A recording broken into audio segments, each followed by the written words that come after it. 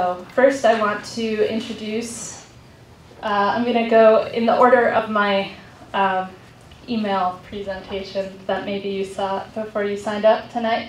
So Musa Starseed here, who is right here in the brown jacket. Musa is a Renaissance man.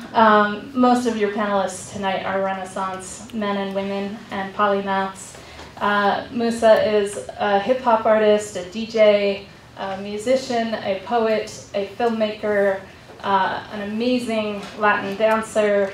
I'm sure I'm leaving out many categories, but an incredibly creative and accomplished artist who has won awards and has made an amazing documentary about hip-hop music in Cuba. And you can check that out on his website. For more information about the panelists tonight, please go to the Café de la Culture website, and you will learn lots more and see links to everybody's info. So Musa is one of our poet panelists tonight. Welcome. Thanks for being here. Next, I'm going to introduce Mike Klymkowsky, who's sitting here in the white shirt. And Mike is a molecular, cellular, and developmental biologist. He is a professor at CU. Let's see what else we need to tell you. He has received degrees in biophysics from Pennsylvania State. He's done a lot of things. He's done a lot of things. You can read more about him on our website. Welcome, Mike. Thanks for being here. An impressive biography, to say the least. We also have Valerie Czarek. Did I say it right? Czarek, who is an artist, poet, musician, author, and healer. And here she is in the blue and brown shirt on the couch here. So welcome, Valerie. Leo Radzihovsky. Did I say it? My Russian is yet to be discovered. Theoretical physics. Leo is also a professor at CU and from the Soviet Union originally, and has been in the US for a while. Also has a very broad and eclectic background in physics. So thank you for being here. Welcome.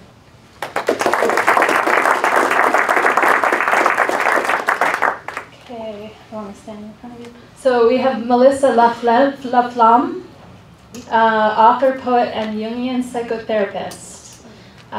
So again, a good mix of things. Thank you so much for being here. Welcome. In the black shirt. David Pappas, quantum computing, in the blue shirt here. Sorry, I don't know how else to do it. So David is he's a PhD from the University of California, and David works at NIST here in Boulder, among many other accomplishments and interesting facts. So welcome, David. Thanks for being here. Now I want to welcome Stephen Joffe. Joffe? Yeah. Okay. Martial artist, master, and teacher, a meditation teacher, a biochemist, and poet. Welcome, Stephen.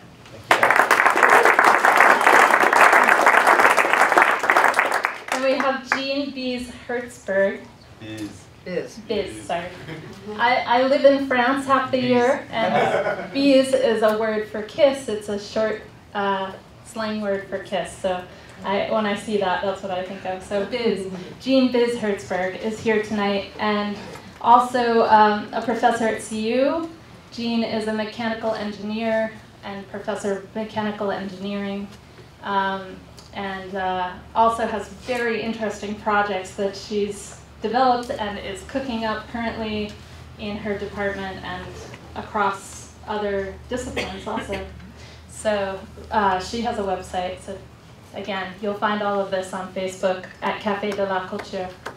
And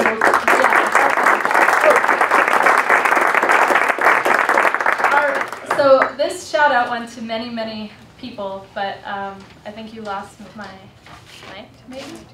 Jim? You okay? Okay.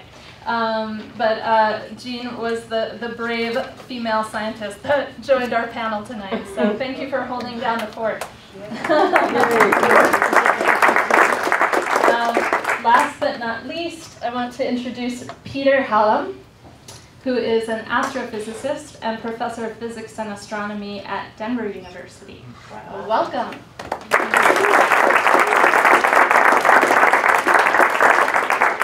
Thank you all so much. I'm so excited to see where this conversation goes. And to kick it off, I'm going to open with a poem of my own, actually. This is sort of my spin on what it is to be human. Okay. The soft stillness of expecting you gave way to gravity, like tectonic plates, shifting, divergent, then convergent, eventually transforming us both into new versions of ourselves. Hours later, my blood came rushing, forming a pool mixed with urine and even feces. No longer hyper-feminine, I became a powerful organism my mind could not control. My insides contracted, then released. My sexual organs expanded, becoming the vessel, the rite of passage, the transport to oxygen, to breath, to light.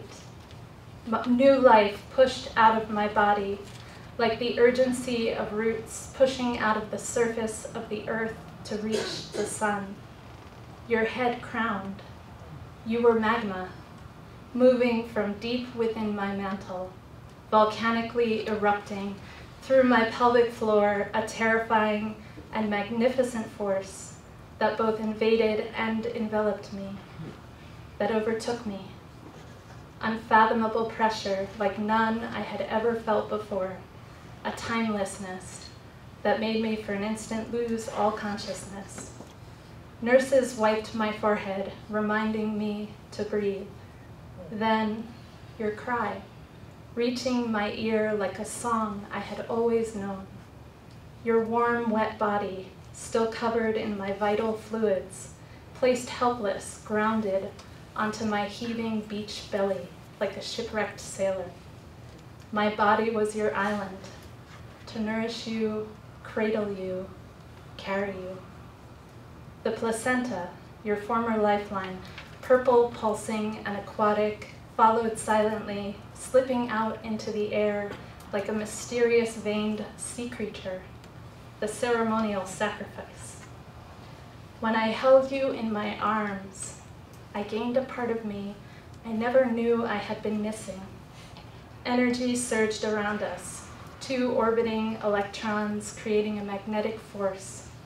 Your tiny hands clutched against my ribcage with the will to survive in this alien land, longing perhaps to return to the reassuring darkness of my womb. At this point of no return, when I looked into your eyes, I saw a truth I didn't know was possible. I marveled at this journey we were beginning together and wondered what you would have to say once you had the words. Now emerged from my body's center, you became the center of my everything. And in that oneness, I found and lost myself. Yeah.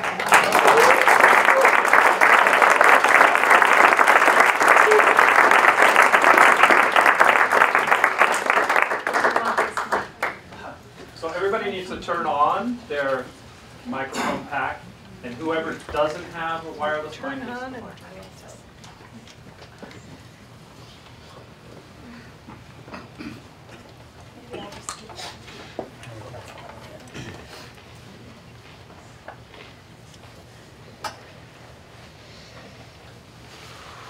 So, Stephen, will you kick us off? Kick us off with what it means to be human. 5-minute intro, yeah.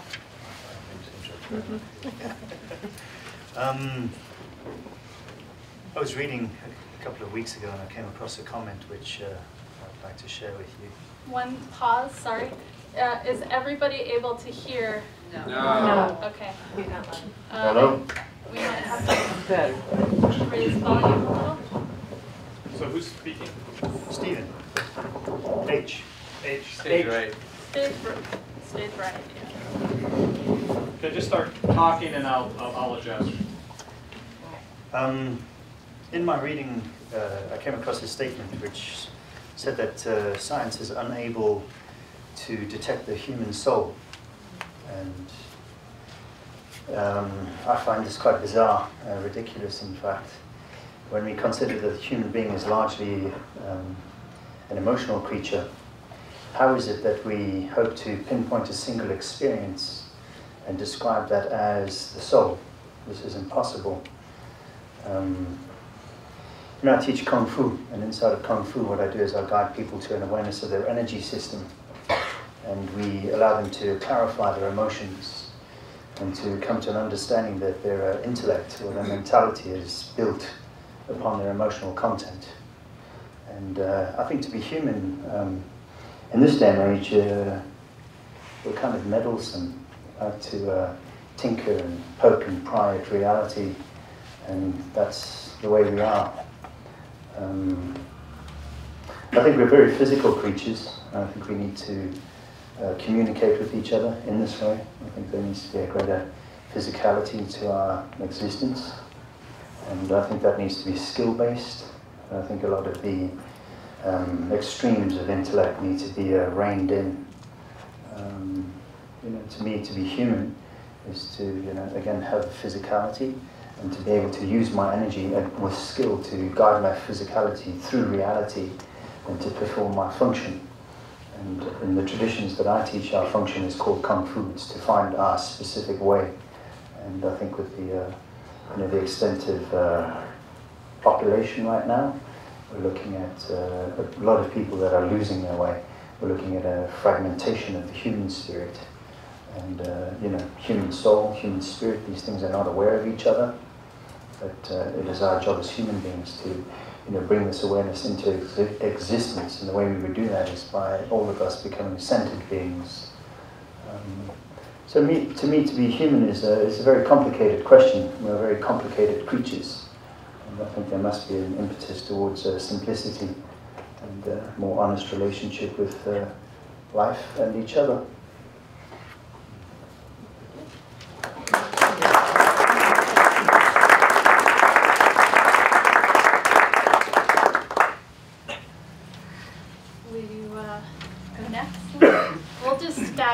This way, and if time comes up, I'll just raise my hand so you guys can get an alert.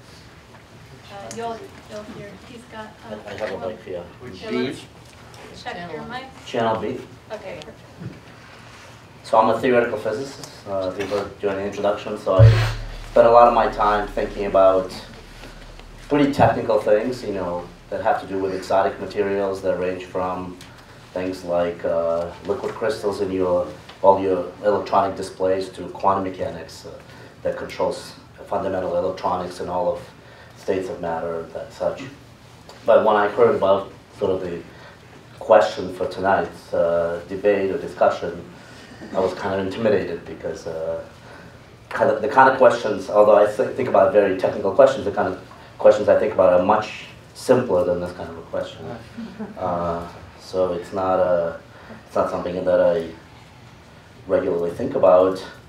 And as a disclaimer, I would say that I don't feel like I have any more insight as a physicist to this than any of you. I assume most of you are human and have as much insight in it as I do. But since I'm getting the big bucks to sit on this panel, I will throw in a couple of thoughts. I mean, from my perspective, what it is to be human is very much the drive to ask this kind of a question. To exist and to live beyond just sort of instinctual life. To self-reflect, to have a self-awareness. So that's kind of a very qualitative feature that I think all humans share. But then, having said that, you know, anyone who's ever owned a pet, particularly, let's say a dog, I'm very partial to dogs, may, you know, question whether that is also not shared by, you know, something like a dog, a pet like a dog that also kind of shares in happiness and has emotion. And so then, kind of as a physicist, we like to ask questions we can answer quite concretely and very crisply. So then I would ask, you know, what is the difference? And so in some sense I would answer this question by putting the question back out at the audience and to the panel, is whether being a human is some kind of a qualitative character that in that sense we're distinct from other forms of life and other animals, or whether it's a kind of a continuum as you know, animals have evolved towards more and more sophisticated primates and humans, whether it's just a continuum. And you know, I'll remain agnostic, and I'm looking forward to hearing other analysts and discussion on this topic. Thank you.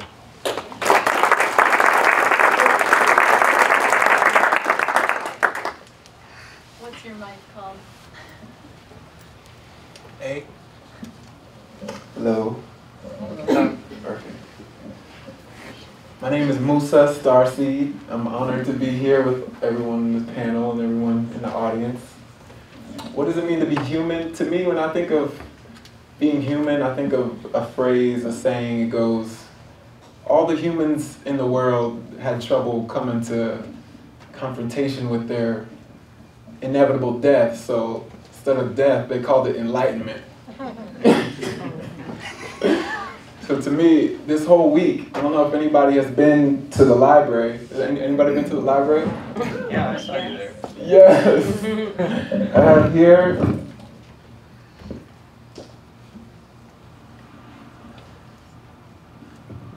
This is, no, it's not Coke, okay?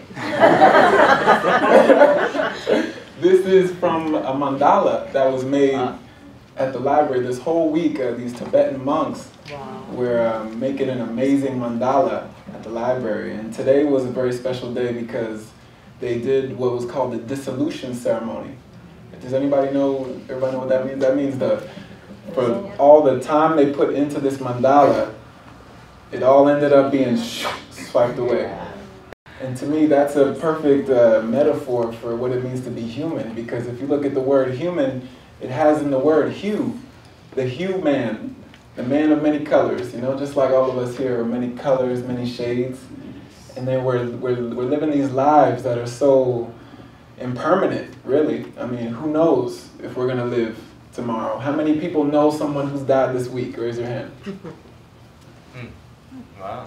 Exactly. So this impermanence that we live, I feel like, is a representation of the mandala that was made today. And being a human is all about just making the best out of the ride that we're taking right now. Making the best mandala that we can make.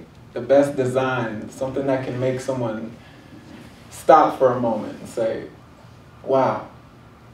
Yeah.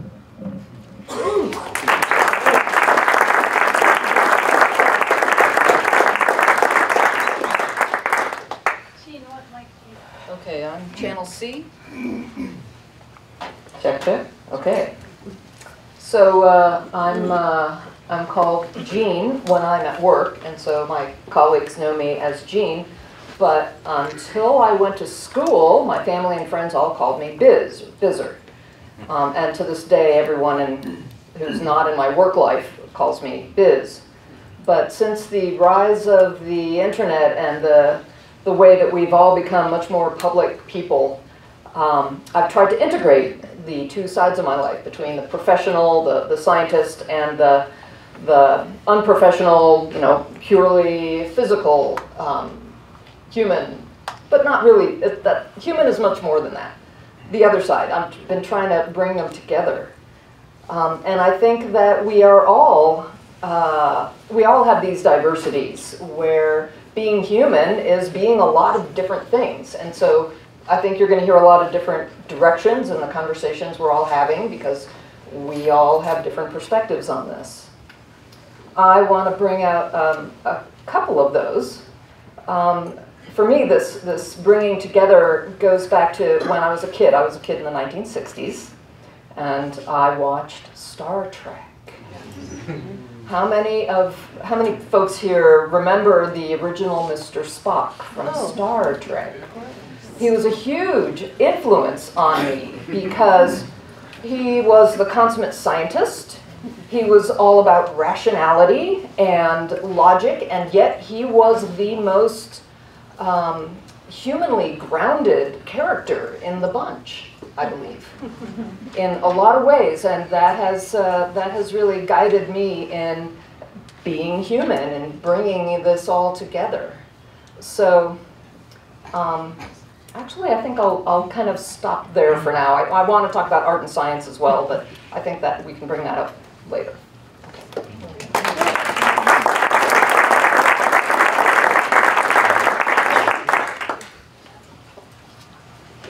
Peter, what might be? G. So, I'm here tonight as an astrophysicist, so I want to take a little artistic license and try and paint a picture for you. And imagine that you wake up, no memory of how you got there, no idea where you are, and you notice you're in a big city somewhere, and your shoes have been glued to the sidewalk. For argument's sake, we'll say we know where you're at, and that is, let's say your shoes are glued to the sidewalk outside the New York Public Library on 42nd Avenue in New York City. And you look around, but you don't know that. And you look around and you can see down 42nd Street, kind of a tantalizing glimpse of Grand Central Terminal, and kind of people going in and out of there. Maybe if you're there on New Year's Eve, you can hear a few blocks to the northwest, the crowd at Times Square. And sticking out above the buildings a few blocks to your south is the Empire State Building. Now, you're being a curious person whose shoes are still glued to the sidewalk. You look around and you say, I want to know more about where I am. What is this place? So, you're also very clever, but you understand you can't see very far in any direction. There's objects and buildings and trees blocking your view. So you also have to be very clever, and you look up in the sky and you notice that there are airplanes flying overhead. And you also notice that the undersides of these airplanes are reflective. So you figure, hey, if I want to figure out where I am, all I need to do is image the underside of that airplane, deconvolve the image, flatten it out, I can get a map of Manhattan. This is what astrophysicists do.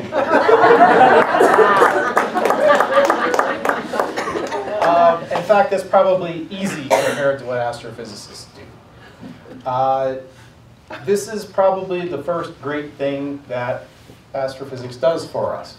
It informs us of where and when we are. It gives us context to our existence, and it gives us size. Some good examples. How many of you came here tonight with your GPS on your phones? Well, without an understanding of general relativity, one of the major results of astrophysics, time runs faster at the level of the satellites than it does down here. Without taking that time difference into account, we would have ended up nowhere near here tonight. The calcium in your bones, the oxygen in your lungs, the iron in your blood, the carbon in your DNA were all forged in the hearts of stars and some of the most violent explosions there are in the universe. That gives us all a common heritage. Since antiquity, astronomy and sort of ethics have kind of gone hand in hand since the Hellenic Greeks in about the 3rd or 4th century BC. were worried about that as well. They were worried about something called eudaimonia. Best translation is human flourishing, human well-being. Human well-being is the highest good. And I think science, astrophysics in particular, can inform a lot of that. It's kind of silent on what we should be doing, but it has a lot about to say to inform what we should be doing. And I think that's incredibly important. More modern day example of that, 1990, the astronomer Carl Sagan, he was part of the imaging team of Voyager 1. At his behest, Voyager was headed out of the solar system at that point. At his behest, they turned Voyager around to take a picture of the Earth. And it's the famous pale blue dot photograph. And it is the Earth as less than a single blue pixel in the blackness of space. And if you haven't heard his soliloquy on that, you absolutely owe it to yourself to go look it up on YouTube tonight. But what he says is that dot, that pale blue dot, challenges our conceits, our notions that we are different from one another, and that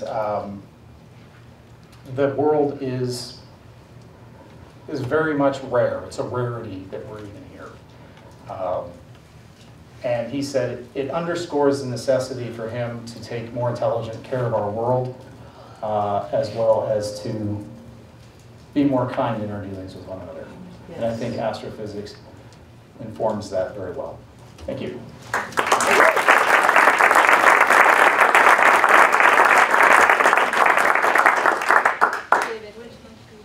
D for Dave. Okay, so thank you very much for inviting me. And Peter, thank you. That was a beautiful image. I really appreciate that. I'm an experimental physicist as opposed to theory. I turn a lot of knobs in the lab. And this idea of being human is extremely important in the lab because there are two types of error that you can run into. There's precision, and there's, let me get this right, and there's accuracy, correct? And so precision, I can be very precise. I can close my eyes and throw darts perfectly. They land right on top, split each other, and I know I'm doing everything perfectly well. And I work at NIST, I know I'm really measuring things precisely, hitting that same spot every time. And I open my eyes and I find out that I'm not even pointing at the target. Okay? That's accuracy. And I think being human is when you open your eyes. You know, when you open your eyes and you say, I see where I'm going. I may not be as precise. Maybe it's a little harder to get it. You know, it's sort of like a metronome is perfectly precise. But then the guy who's playing the music is going to breathe some life into that. And, you know, I got to admit that when I first got this invitation, I started Googling what is human. I admit that. And it was just a waste of time. I mean, it knew what I was going to type even before I typed it. It was, you know, what is H, and it was already filling it in. That's you know, and that's sort of a mechanical thing. It's artificial intelligence, you know, and it brings to mind the Turing test. The Turing test was developed by Alan Turing to find out if you had a black box, can I ask it a couple questions and decide whether it's intelligent or not, if there's somebody in there. And the thing about that is you really need a human to decide that, right? But I think that Google is going to be able to fool you pretty quickly whether or not there's some intelligence in there. So this, you know, brings you to somebody like Peter Osorio taught psychology here for 30 years at CU, and he was the father of descriptive psychology. And he had 4 levels of, you know, sort of intelligence. He had the computer, Google intelligence that really didn't, you know, doesn't do anything. You wouldn't want Google to be your babysitter for your kids, right? For obvious reasons. Then he said there's the next level up is maybe there's biology. You could have cats and dogs, maybe leave a dog to take care of your kid, or aliens from Alpha Centauri. But, you know, it's not, you know, you don't know they're human. And there's billions, but then the next level up is maybe there's Homo sapiens. There's billions of people running around. You know, congratulations, you won the lottery. You got the genes, right, to be, you know, human, a Homo sapien. But are you a human? You know, can you judge that all those people as being human?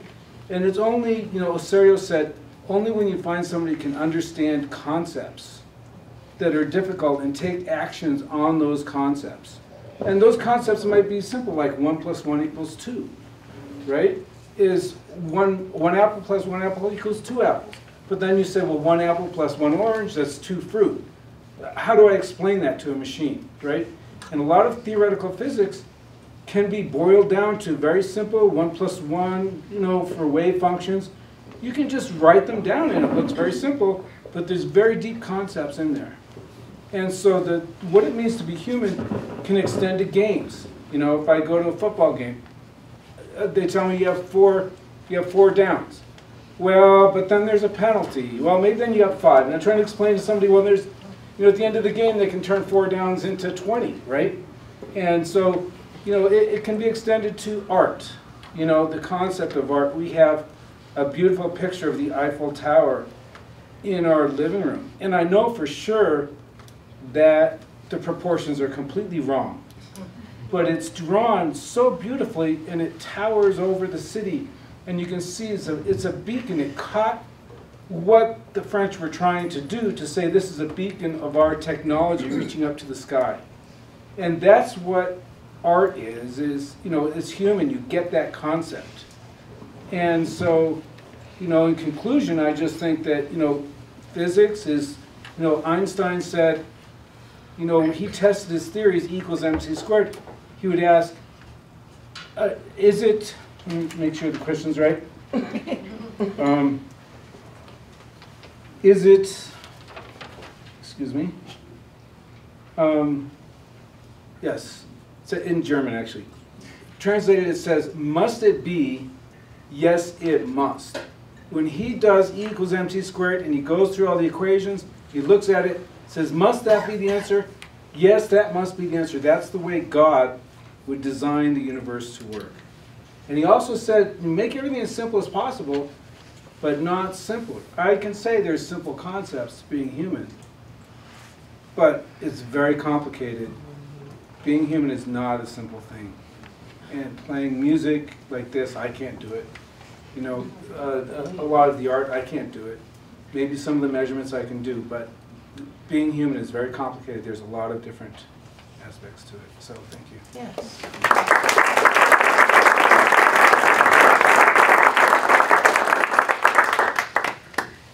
Which mic? F. When we look at it 5 times, F. I'm so happy to be here, and I'm in awe of so much of what I've heard already. So I'm a poet, I'm a wordsmith, and as a wordsmith, I love words, I love to look them up.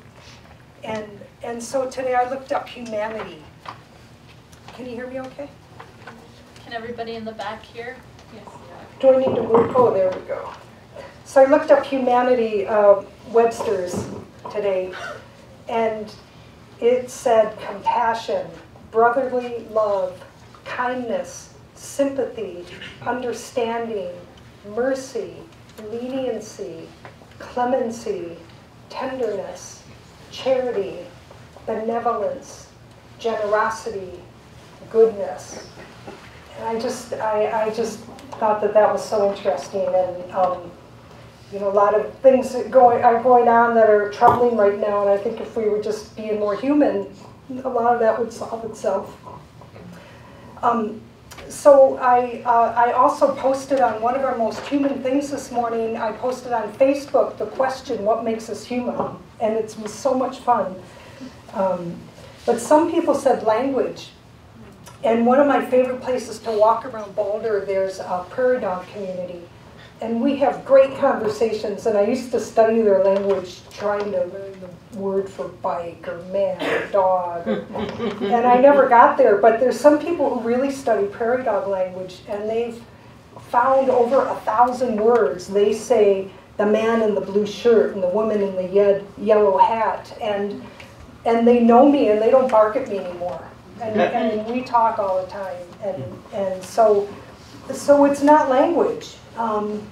But here's some of the Facebook responses I got that I thought were the best. The ability to surpass or override our instincts. and this is what makes us human. Our ability to forgive. Copying and pasting. Poetry, making art.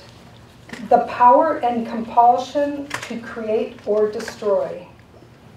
Digging the prize for Cracker Jacks. Belief in entities we have no proof exist. Not knowing why we cry. Still not knowing how we originated. Being a fleck on this planet, Earth, and yet to go on anyway in the dark. Not knowing. So I'm a shamanic practitioner, and so for me what makes me human and different from my cat or my lizard is connecting to spirit and really digging deep for those spiritual experiences. And so I have a new cat named Felix. And when I come home, my cat doesn't look at me and say, oh man, I read the paper today and I'm really down. And I need to know what this existence is about. But instead, Felix looks at me and says, hey man, did you hunt? Did you bring me anything? Are you going to share? Do you want to play string? Do you want to cuddle? So I think it makes me different to be looking for a deeper meaning. And I often hear I hear myself say, wow, this feeds me. Wow, this makes me want to live. This sparks me. And I don't think my cat says that. I don't think my lizard says that. So I'm going to quickly share a poem that I wrote the week of 9/11 that got me to write poetry. It's something that I just heard and downloaded and just about copied and pasted as Spirit gave it to me. So I'm walking through the world, counter-spinning through the twirls, disagreeing with mass worth. I seek connection to the earth. I thought we had our real solution with our conscious evolution. When along came that election that ignored our selection. This seemed to take away our power and to make the gentle cower. The old school that seemed so scary that we thought we long had buried, in darkness once more rose, and in our hearts we froze. Now we're being asked to hold the truth that's so apparent in our youth. We've a government hard to trust who only value money's thrust, bringing us back to the dark ages when other nations brought forth rages and attacked our symbolic power by destroying our twin towers, and our Department of Defense trying to scare our government. Now, we're dividing our home nation. Some say we've power of damnation, saying we can cure all evil by killing even more people. But I say, bomb them with butter. Y'all, use your hearts and feed them all. If we meet their basic needs, then through love we'll plant the seeds. That our world is really one. Our light all comes from the same sun. Treat others as you wish to be. Through listening, we'll begin to see that we're the keepers of the earth, that we're related through our birth. The one created all our relations to come together as all nations and be our common invocation, to hold one dream, one thought of love, to honor each other and the ones above, to care for our mother, our sacred earth, to care for our Father who created our birth. Come on, bomb with butter, fools, in honor of the golden rule, that peace begins within us all, that in this truth we must stand tall.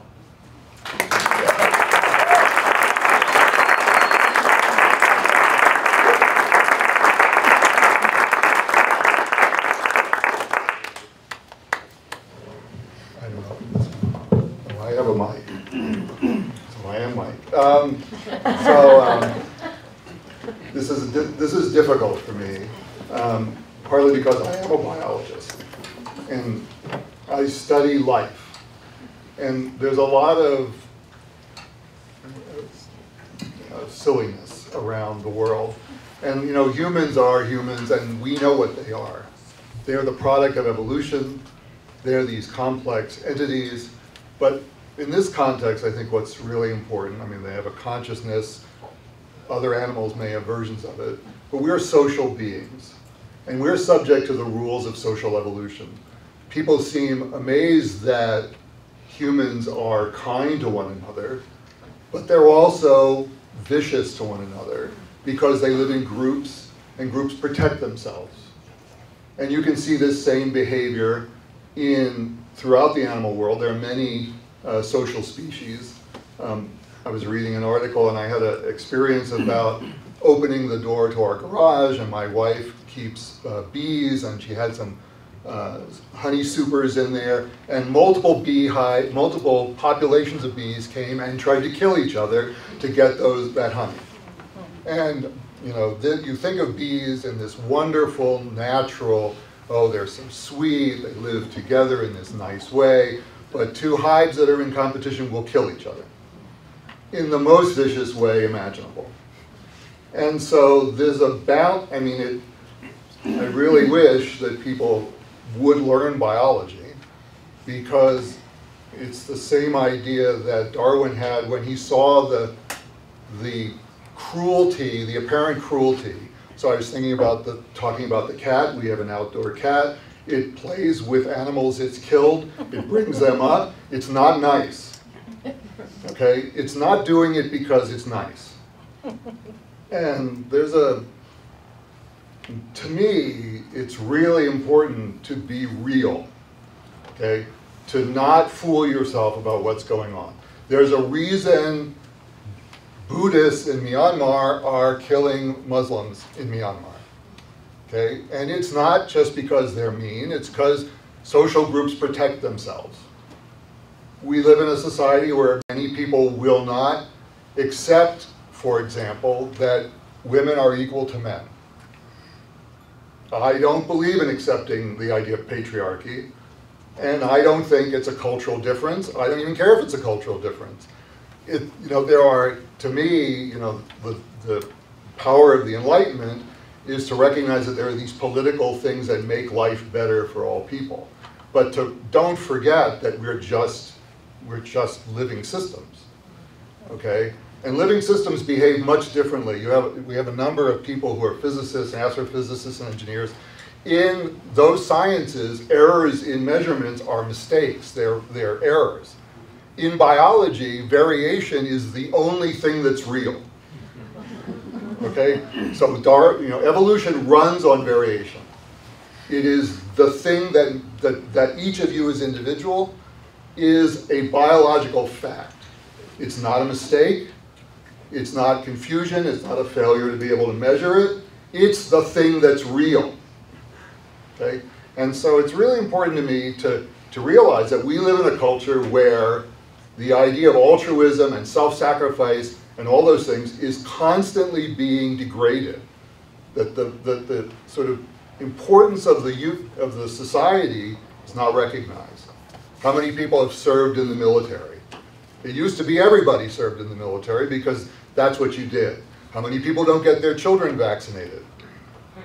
Everybody should have their children vaccinated because you're putting your value above somebody else. And there is no doubt that while all medicines cause side effects, vaccination does not cause autism. Okay? None whatsoever. Okay? So the problem is, you're either going to buy into the reality of things, or you're going to be a climate denier, you're going to be a mystic, you're going to be somebody who doesn't go get a standard therapy for pancreatic cancer. This is what killed Steve Jobs. He had a treatable form of pancreatic cancer, and he decided to go natural medicine until it was too late to treat it. To me, it's really important to essentially understand what biology says. It doesn't tell you what's right, it doesn't tell you what's wrong, but it tells you why things occur. Okay? You want to understand why people kill each other? Look at bees. In your body is a social organism. When one of your cells starts to become cancerous, it either kills itself because it's programmed to kill itself, or it's killed by the immune system. If those two systems fail, you get cancer and it kills you. Okay? There's no sort of romanticism about the freedom of being a cancer cell. I really didn't want to be an epithelial cell in your gut. I'm going to become a colon cancer. Your body doesn't care, it just kills it if it can. And it's killing them all the day, every day. Probably millions of cells are precancerous every day, and they're killed by your immune system. Right? So to me, it's like, okay, let's get real. Understand why things are the way they are. It's not because there's good reasons for them. There are tensions between them. There are tensions between a fetus and its mother. Okay? So there are tensions everywhere. They're not easily resolvable, but if you understand the science behind it, then you can understand what's going on and then make your decision about what to do.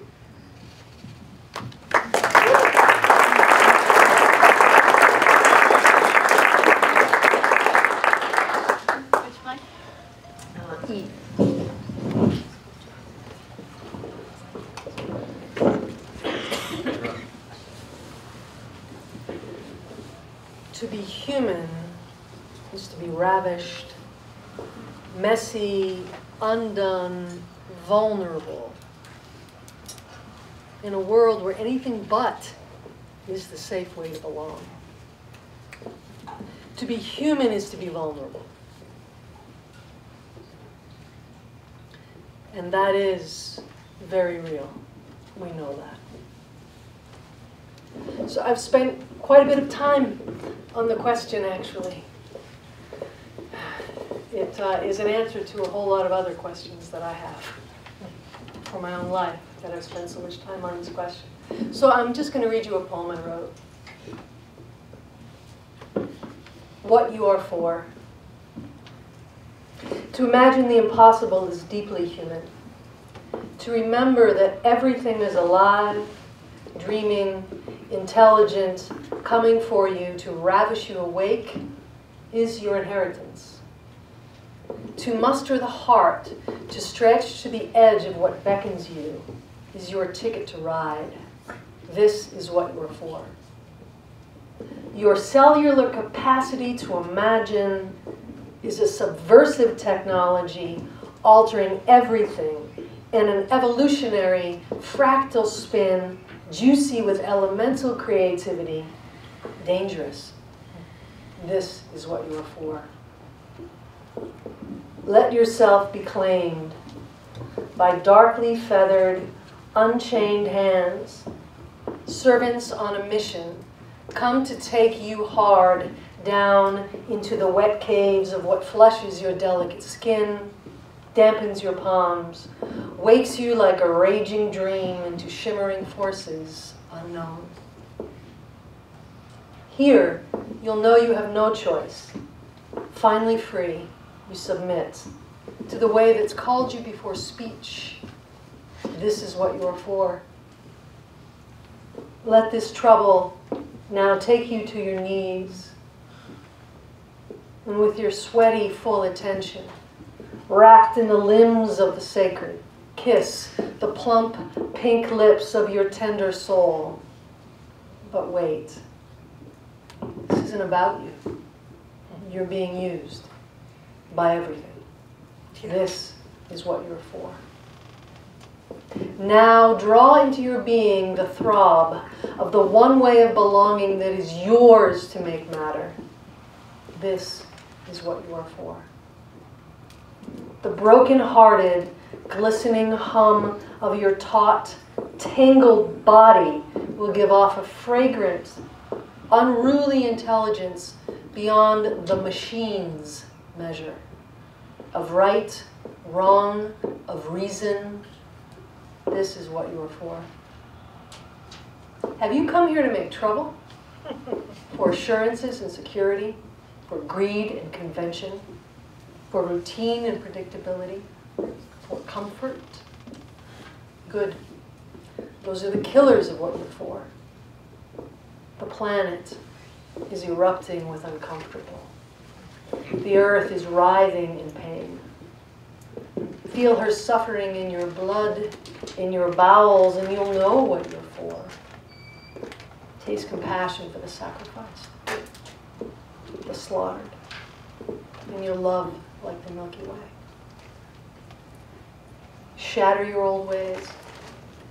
Show me how your soul blushes alive with arousal. This is what you're for.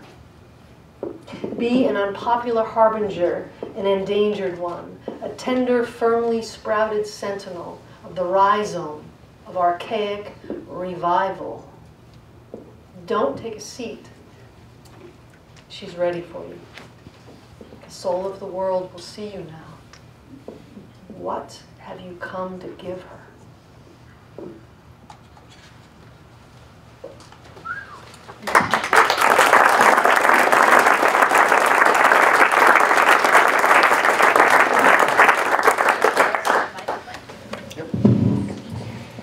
Okay, now we're going to take questions for the panel, and you can direct your question to a specific panelist or just ask a question to the panel in general, and whoever wants to pick up the question can pick it up. So who's got a question? That was a great intro, by the way. All right. Thanks for being excuse me. Thanks for being here, you guys. I'm gonna kind of ask a question, but kind of like I'm just curious what you guys think about it. It's not necessarily a question that I'm expecting any kind of answer, but about 8 years ago, I mean I'm a musician, and I was doing some research in Vienna for about a year. Because in late 1800s, a lot of composers was kind of like obsessed with the idea of existence, because like there's this new guy named Darwin saying all these things, and they were really sad. In the simplest way to put it, they were kind of, not only sad, they were obsessed with the idea, and a lot of composers before them would kind of have these more romanticized kind of concepts. You have darkness and then light, yay. But they were like, well, maybe there's no light, yay. But what's interesting to me that this was like 1903 and we are 2017. And we have way more answers than they had when they were doing all these research, or they were writing these books, etc. They were thinking. And it has been 100 years, and sometimes it feels to me how we look at existence, quote unquote, has not changed much. So what's interesting to me is maybe how we define existence is, maybe as humans we just love not looking at it in a scientific way. And I'm just curious if if you think it's ever going to change. Maybe, let's say the world is going to exist in 2300s. Then do you think people will still ask the same question, or are we finally going to say, yay, okay, science solved everything? Well, I studied biology in Charles Darwin's house in London, and we know that he was a thief. That he stole the evolutionary theory from William Dampier. Have you heard of this guy? Have you heard of William Dampier? No. You haven't? You have? Yeah. And what do you know about What did he steal? What did he steal? I'd heard this story that he had read the guy's manuscript before actually publishing his own. So there's some controversy about whose ideas were actually first. Again, I went to school inside of Charles Darwin's house, so I have a feel for London and this time period you're talking about. And it was in this time period that they were losing touch with the invisible realm. And at this point in time, we've pretty much lost it. It's still there. You can lean on the ancient traditions and it can take us back to where we need to go. But going to the future we can't go there right now. We're forced to, but we need to go back. So I'm a little confused. One, I really couldn't care less whose idea it was. Darwin had manuscripts about this idea for decades. When Wallace sent a manuscript in, he then quickly got a book out. But it doesn't really matter whose idea it was. What matters is what the idea is. And if you know your history, you realize that the idea of evolution by natural selection was very rapidly accepted by the biological community. What was the difficulty was the idea that it was driven by random noise. Okay? So it used to be the thought that there was a higher power, there was an internal goal, and you're seeking something like you might be thinking about, oh, we're going to become perfected. There is no perfection. We are one of 10 million species. Okay? We are no more advanced in a certain sense than anybody else. Okay? We just happen to be in a predominant position, manipulating the earth in various ways, but this has happened before. It's happened multiple times before. Most of the time, those periods have been ended by some catastrophe, volcanic eruption, whatever you want, and most species became extinct. Those that survived, repopulated, diversified. Evolution is this process of constant diversification. It's basically driven by unwillingness to compete with other organisms. So you sit there and say, well, you're doing that, I'll go do this. Okay. And so, you know, it's life, right? It doesn't have any greater meaning. We bring it meaning. You're not going to get a meaning from science. Science doesn't tell you what the truth is. Science tells you how things work. If I want to go in and mutate an embryo and remove deleterious alleles, I mean, in 10 years you'll be able to do that. The problem will be rich people will be able to do it more readily than poor people. That's not a scientific question. I mean, you know, we can engineer things, and the more we understand how a system works, the better we can engineer it. The question is whether you want to engineer it. You may easily decide you don't, it's not right to engineer it. That's a human decision, not a scientific one.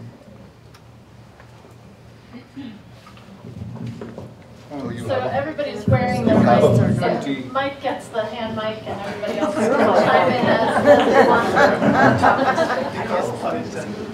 I think there's this well-known event in physics where in the late 1890s they figured, well, we've solved everything. Thermodynamics knows how to make steam engines, and we'll figure everything out. There's this one pestering thing about atomic spectra. There are lines, but we'll figure that out pretty quickly.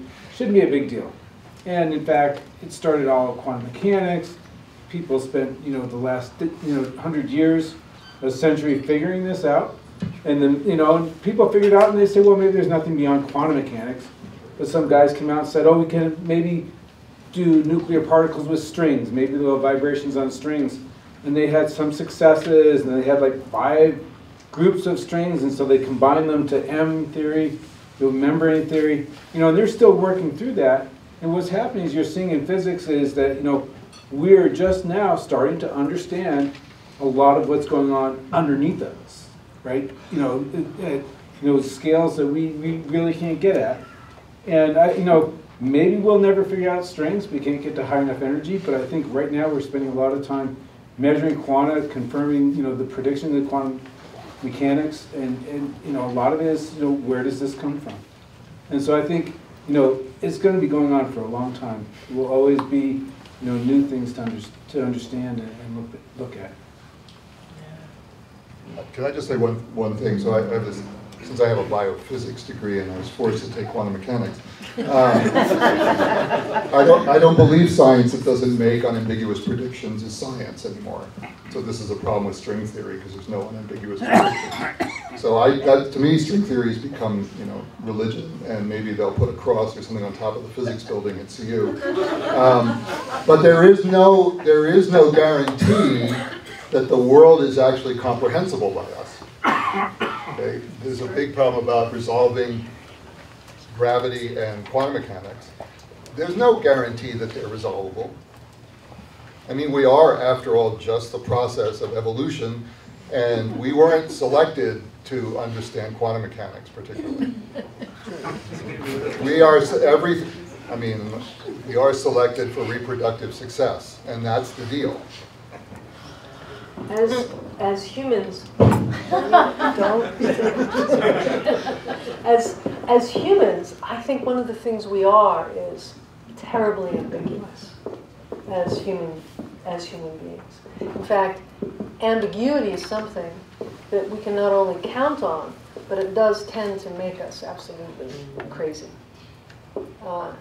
Psychologists say that our capacity to hold attention in an ambiguous set of circumstances is a measure of our psychological strength.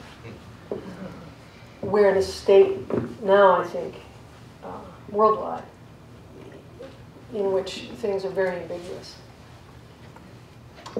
And 100 years ago, or so, psychotherapy came on the scene. We're worse off now after 100 years of psychotherapy. We are worse off. In what measurement? I think our capacity to relate with each other, heart to heart, our relationship with that which is beyond human is so tenuous, I think, from what I've gathered. How about you? Well, I disagree that in your question that science is supposed to solve, however you said your question about what it means to be human or what our existence is, that I think it's the poets and the healers and the mystics that are supposed to solve that, and that's why we exist, because we're the ones. I mean, I think the scientists, no offense to anybody, but I think your job is the vessel, and my job is the romance and spirit. And as a healer, so my grandmother had a broken back when she, in her youth, and it always hurt her. And I was in Colorado and she was in Detroit, and every so often I would think, oh, I'm going to work on my grandma's back, and I would just sit down and put my hands up. Here in Colorado and in Detroit, she'd go, oh, Val's working on my back. She would call me and say, thank you so much, that really helped. I put my hands on a woman in Australia one time who was in the hospital with a broken back, and I popped her back into place because she wasn't physically in my healing room here. I took some liberty. I felt like I was a chiropractor, and I just kind of went snap. And in my healing room in Louisville, Colorado, I heard this pop, pop, pop, pop, pop. It was so loud. And she called me from Australia and said, I was laying there in the hospital room, and all of a sudden my back popped loud all the way up. And 2 hours later she left the hospital with her back healed. So what, to me that's, I don't know what that is. It's just the reality that this is my reality. I don't know what it says about biology. I think it speaks more in physics. But thanks. I'll just say one thing. There's a reason you can look around this room and nobody has smallpox scars and nobody is crippled from polio. And it's not because people wished it away. Okay, let's take another question. All right, who else has a question? Adam.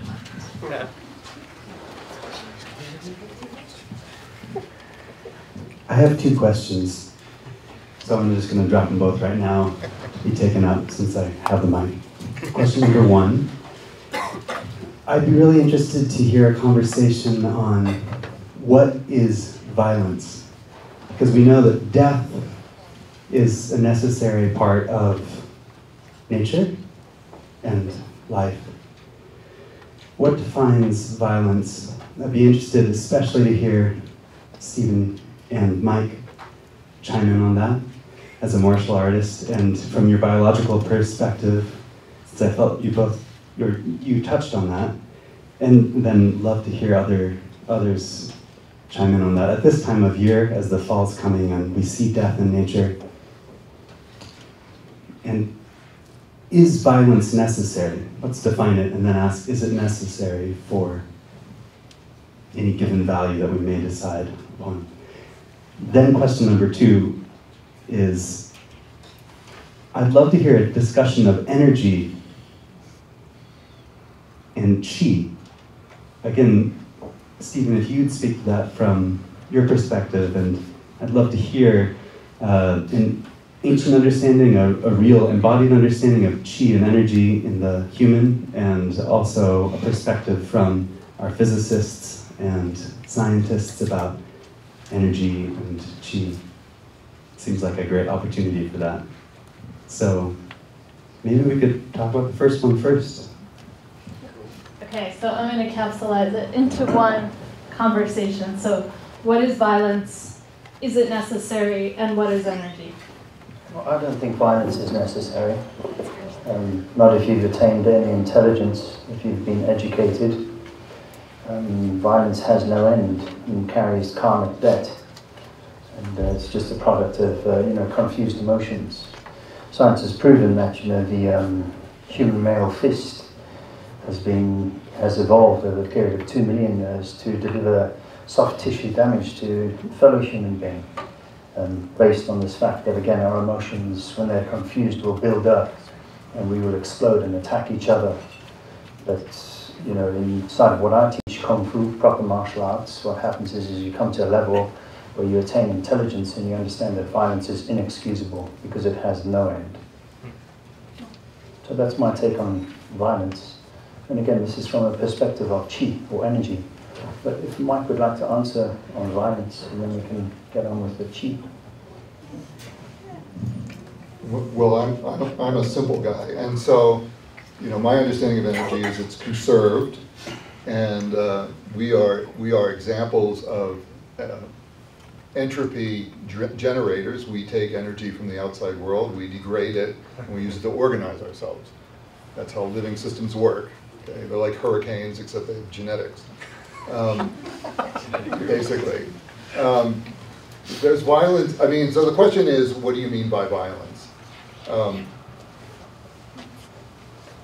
The only time there was no violence in the biological world was when there were no organisms. As soon as there were organisms, they would be, another organism is a source of food. And it will be seen as a resource by other organisms that can eat it. Okay, and that's just the way it is. There's a very neat experiment where you take a unicellular algae and you put it in with one of its predators. Right, so the question is violence because is it this emotional thing where you're getting pleasure from hurting something else? Or is it you're eating something, you're killing it and eating it? The biological world is completely full of that. You're full of it. You have viruses that are embedded in your genome. You've killed them evolutionarily. Okay? You eat things, it's not to say, if you pull out a potato, does the potato not feel the pain? I don't know. But you're certainly ending its life. Okay, so this is the way the world seems to work. You look at social systems, we're social systems. Social systems protect themselves from those members of the system that don't play by the rules. It's quite draconian, the way it works. It's not nice. Organisms eat each other. Okay? They often all got together and say, oh, look, there's enough sunlight here. We'll do that. No, some trees try to grow faster and use all the sunlight and drive other plants out, right? So there's this constant competition, and to me, part of the illusion is that this is resolvable. That there aren't real conflicts.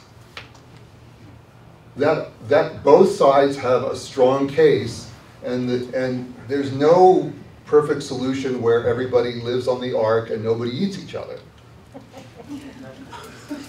Okay? One time it did happen.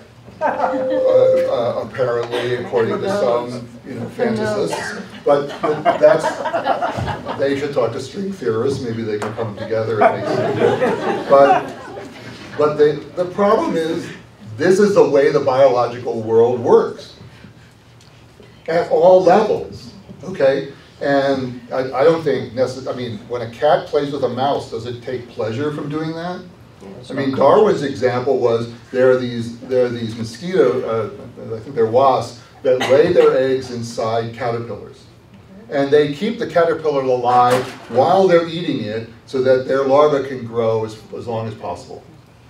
This is one of the arguments to say there can't be a God because no God would make such a horrible system. It's better to assume that there's no God than to think that there's a God that makes such cruelty. And the more you know about biology, the more you know examples of this. Okay?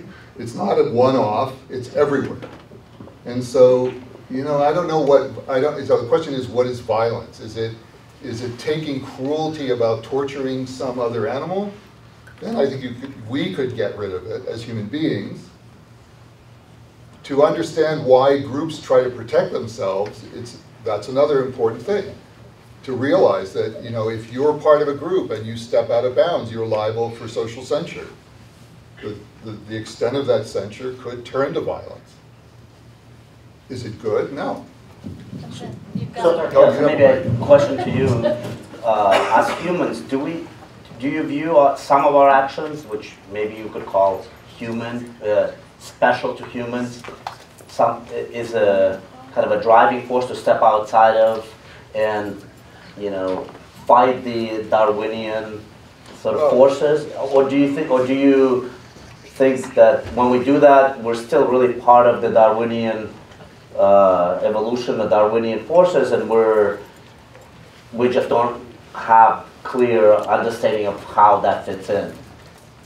So, well, so I'm not an expert on all areas of biology. For example, you could argue that the brain has gotten so large that so not every part of an organism is directly selected for, right? Some things are ancillary parts of the selection. So you select for one thing, you get something else, right? So you could say, well, I selected for a brain to do this thing, but now all of a sudden it becomes self-conscious. It starts getting neurotic. It starts worrying about whether it should eat that potato or the cow. So the system has its own logic, which is not always directly selected for. I mean, that we can step outside of Darwinian evolution and do what we want seems pretty obvious. I mean, nobody here is advocating to release the strains of smallpox so we can become stronger people so that the weak are killed by smallpox. I mean, we eliminated that species of virus. The only place it exists is on is in databases now. So, it's a very strange thing, right? That somehow we now can make decisions that can influence our own evolution.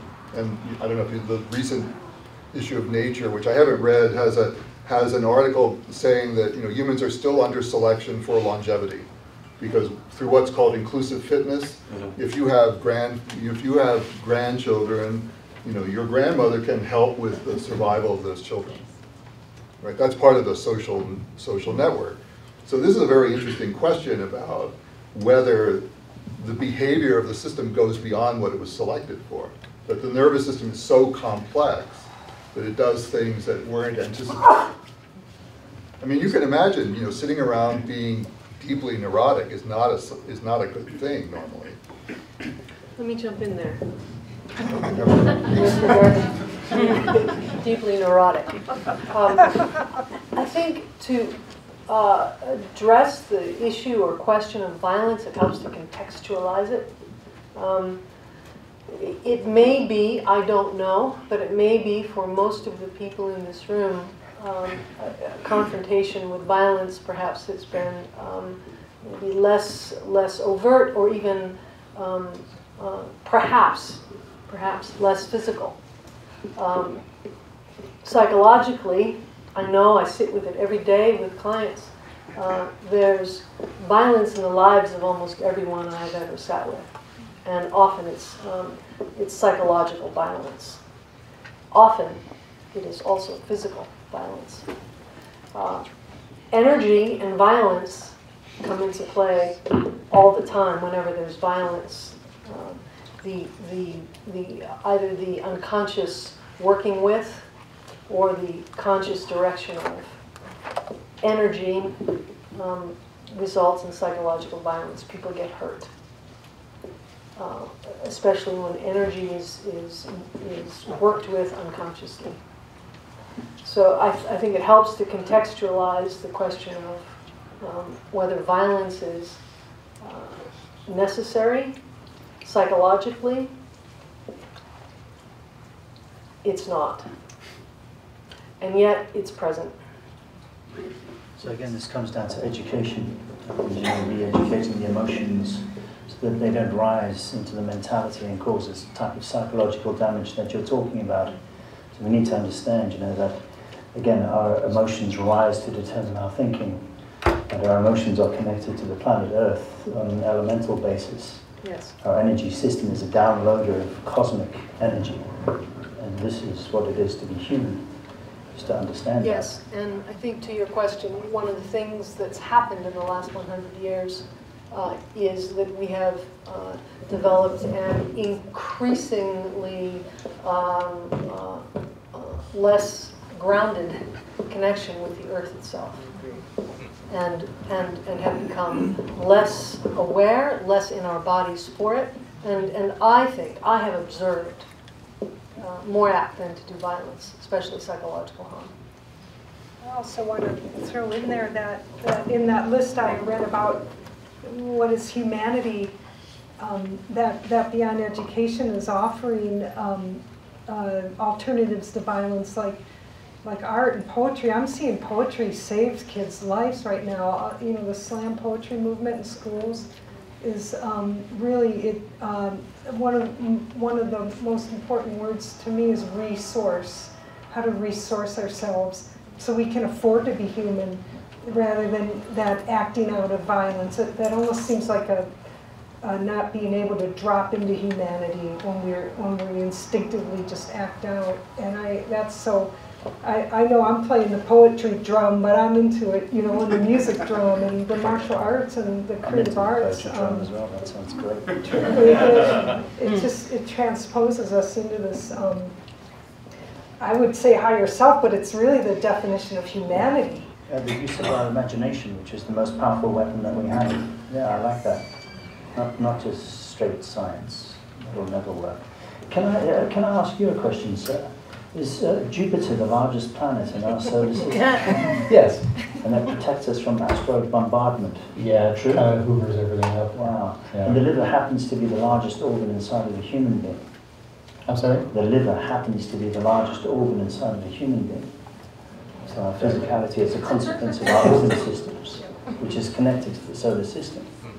And we can see that in the size and the shape. Amazing.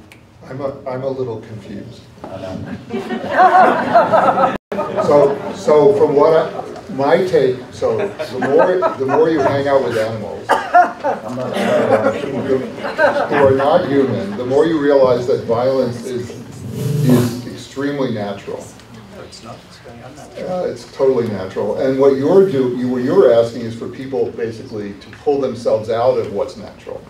Context is really important. You know, we have goats, and the female goats have no compunctions of bashing each other to establish their dominance hierarchy. But is that and yet they're not human. Yeah, what's that got to do with humans? Well, we're just animals. I hate to break it to you. There's no discontinuity between us and all other animals. You can put one of your genes into a bacteria, and it'll be made. We are animals. We're not just animals. We are just animals. I'm and you know, and we're only not just animals. We're only not just animals because we say we're not. Yes, and therein lies one of the edges of being human. Yes, yeah. Self-awareness that you mentioned before. Except that they have now proven, this is such a brilliant thing. A lot of people say that what separates a human is self-awareness, that animals can't be self-aware. And they showed a magpie itself in a mirror, and animals will often peck at a mirror and say, you know, oh, that's another animal in the mirror. And they shone a little red beam on its breast, and the magpie looked in the mirror and went, what the hell's on me? It knew it was itself. And they proved the corvins to be self-aware in that experiment. I don't think it's an either or. I mean, I think all of the things that you've talked about so far, we can say that everything is on a continuum. Everything is on a spectrum. And it is a matter of degree. And I think that the difficulty comes when we try to quantify something that's qualitative and try too hard to qualify something that's quantitative, without necessarily trying to say, oh, it's either or. It's and both. And then what that means for what it means to be human has to do with what I hope is a process toward evolutionary, I don't know if refinement is the right word, but as we continue to evolve, which I presume we are, and unless we completely destroy ourselves, it's another matter. But this possibility of becoming more and more of what the biological, astrophysical, poetic, all of that is what we really are all about. It's not just one thing or another, it's all of it. So, let's take another question. Thank you. Just hand it. I was excited when I heard about the panel tonight because it's such a great combination of different disciplines. And what I was amazed by is, I wanted to ask the quantum physicists about the observer effect and this whole idea of the fact that are we actually all creators of consciousness? Are we actually all consciousness looking through these eyes and hearing through these ears that is actually very unquantifiable and something that is quite wonderful, quite beautiful, quite mysterious, quite violent. And I'm really wondering, when my understanding of quantum physics is that when you break down the very smallest particle to the smallest particle to the smallest particle to the wave and beyond, you end up with something that might be called a small tornado of some sort, but in another sense it's a thought. Maybe the smallest thing that exists is a thought.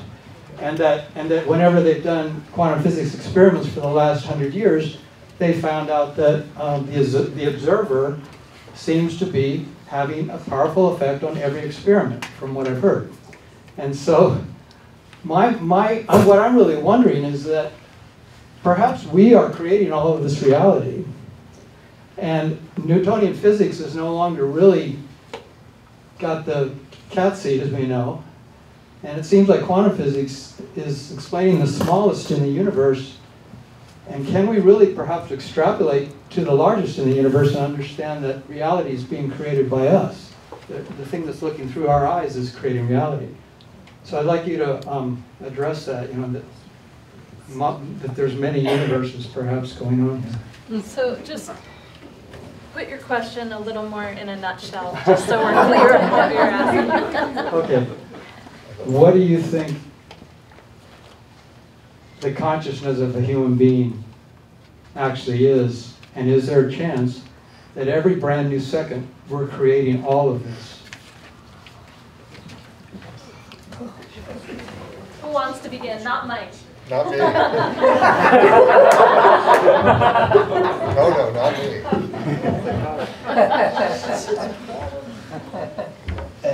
From a scientist's perspective, consciousness is the emergent property of matter. There's no evidence to support that we are anything other than made out of matter.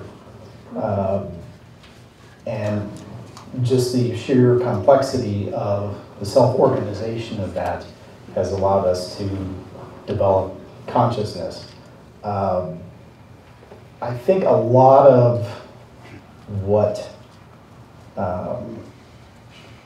people consider consciousness is probably an illusion. There's so many parts of our brain that are in tension with one another. We have kind of the part that can speak, and that's in your prefrontal cortex. And that's kind of the part of you that you would think of as you. But that's in tension with some of the older parts of your brain, for example, the emotional centers. The amygdala, for example. The amygdala is a very old part of the brain. And its job is pattern recognition. And it's to help you survive, basically. And it's kind of the fight or flight part of your brain. And all it does all day, every day is match patterns. And it has been doing so in our earliest ancestors now for millions of years. And there's a lot of wisdom in there because it has a lot of experience and a lot of back files on what to avoid and what to head towards. And but we have to we have to contend with the demands. The prefrontal cortex has to contend with the demands of systems like the amygdala. There are so many things going on inside the human brain. To call it all a single consciousness, I think, is very much an illusion. Another good example, patients who have seizures. One of the ways, a seizure is an electrical storm in your brain, and it can spread from one side across to the other, and the seizures will become quite profound if that's the case. So to prevent that from happening, they will cut the corpus callosum, which is the modem between your left and right sides of your brain. Once that happens, you just got yourself a roommate inside your own head. Phantom hand syndrome, the part, usually there's one half of the brain that can speak and the other one cannot. And the part that can speak will control one hand, the part that can't will control the other, and the part that can speak will go, oh, going to work today, and the other one's like, no, we're not. So there's so many different systems inside your head that to call it all one coherent consciousness, to call it is just an illusion. I don't think that we're too complex for that. But if we're manifesting from center as physical beings, if I shot you into outer space and you went into orbit according to your center of gravity from where we're again manifesting, this would be the source of our life, our light, our consciousness. And then again, it's this question of the intellect. And this is how we're talking, but we're not talking about the body. We're not talking about energy. We're not talking about the true function of a human being, which is to attain center and to express intelligence. What is to say that we're conscious? You go to sleep at night, and where do you go? Are you there? Are you unconscious? You wake up in the morning, you open your eyes, you stand up, and you walk off into your day on the vertical plane. You have your eyes open. Human being is largely a visual creature, but there's nothing to say that you're conscious. Because when you lie down and sleep, and you go horizontal, you go yin, you're unconscious. Who's to say you're there? So again, it's all a question of a centered being. We have to center ourselves on this planet, on the horizontal plane, inside of our unconscious. When we go vertical, and we walk out into time and space, we can be conscious. But here we're talking about Eastern science, which I'm sure most people are not familiar with. But Eastern science goes back 6,000 years and into ancient Egyptian culture and dwarfs modern science.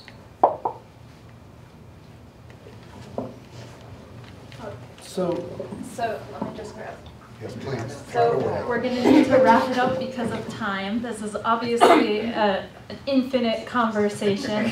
And after the panel ends, please stick around to mingle and talk and continue the conversation. There will also be chocolate truffles from Savory Spice. There will be poetry and music. I'm going to invite, before we finish, interviews. Yeah, before we, also we'll have some interviews with Trent for people in the crowd. So, but before we end the panel, could we take a question from the kid? We can take a question from the kid as long as we. I have to run the timer so that we don't keep panelists that have to go home too long. But before we do that, I just wanted to ask from those on the panel who have been quite quiet of late, if there's anything you'd like to say before we wrap up the conversation, especially Musa, David, and Biz, and Leo. I feel like we haven't heard a lot from you guys, so I invite you, you have your mics on if you want to kind of say something, and then we'll take one last question with a 5-minute timer. Mike says to keep the mic away from me. There are spices for everybody to take with you on your way out. Yes, that's right. There are gift bags from Savory Spice for everybody here to take home with you. Okay, I will jump in here. We've had a lot of these conversations about that are a lot of people are very concerned with about the meaning of life and what is energy and how does that relate to humans and all that. And I just have to say that I don't care about that stuff. It's never been very important to me, and I'm sure it's also not important to a lot of people. And I much prefer to focus on, rather than the violence and what can we do about the violence, I would rather focus on what are the wonderful things that come out of cooperation and the wonderful things that humans can make together, our art, our science, and wouldn't it be a better world if we all focused more on that and less on all of the crap that's out there? Thank you.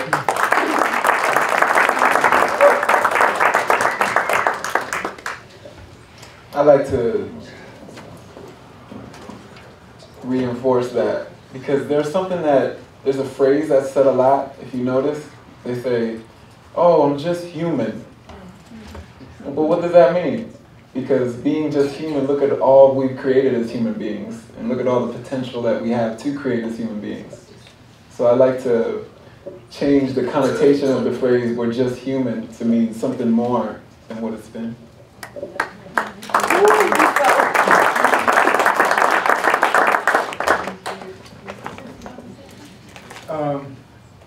Well, in particular, there was one question about quantum that I just want to get straight. There's this thing called the Epr Paradox, Einstein, Polensky, and Rosen. And they said, it doesn't make sense that we can send one particle over there and one particle over there. Musa measures one and Leo measures the other one, and somehow those are correlated. And the problem that people have understood is that it turns out that no information goes faster than the speed of light. So in the end, the physics works. There is no loophole. There's no faster information. If I send Musa a particle and it's red, 50% probability it's red or white, he only measured 50% probability. He can't force it to be red or white. If it happens to be red, his happens to be white. If his happens to be white, his happens to be red, but he can't force it to be one color or the other. So when you think about this Epr paradox, the point is that there's no observer effect that's going faster than the speed of light. And so when you understand that, you just say, oh, there's no breaking of physical laws.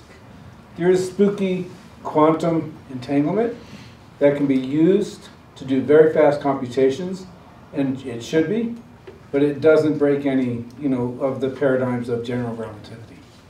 So that Epr paradox is resolvable in terms of no information faster. That doesn't have anything to do with humans, but I think in the end, humans, I want to just disagree with you. I want to say that when you said we're just animals, the highest thing that Peter Osario said was humans understand concepts, and we understand peace, and we understand cooperation. And I think that, if we don't, those people running around that don't understand that, they may be animals, but they're not, in my view, humans. That's a dangerous view. Thank you. There are people who are not human. Leo, would you like to add anything? I think in the interest of time, I will just pass, and I can entertain questions to discuss offline. Okay, so. But I could make lots of comments about the quantum mechanics question and measurements and all that. Some of it is reflected already in what David said, but it's kind of a Pandora's box. But suffice it to say, I would say also that it's kind of incredible how well we understand laws of nature and particularly quantum mechanics. Not only do we understand enough to explain the world around us, we understand it so well that all the technology you see around us is a byproduct of that. So there's nothing, the laws of nature are particularly quantum mechanics and many other areas of physics like relativity are extremely well understood, and they're just like a working toolbox that we can put to work for us, for our technology. But that doesn't mean there are no mysterious sort of things that we don't understand or know how to interpret. So it's kind of a weird situation where we, as a tool, we can use it with an incredible precision and put it to work for humanity. But there's still mysterious things in terms of interpretation, like understanding what does it really actually mean. Particularly, I'm speaking about measurement, like what is a measurement? And so there's a real serious issue there, and I can talk offline with people that are interested. Okay, so do we have a question from you guys? So, from you, Mike, as a person, not a scientist, what do you think humans' life purpose is, and especially if you don't believe that there is God, or if there is no God, what are we doing here, and why?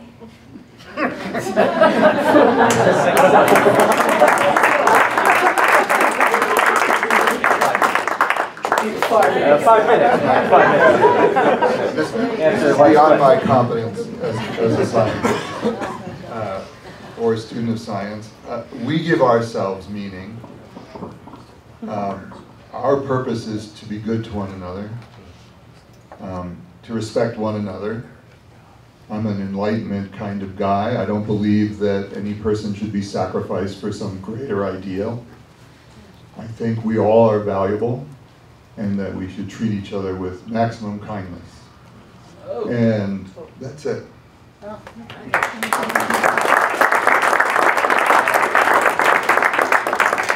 What a great note to end on.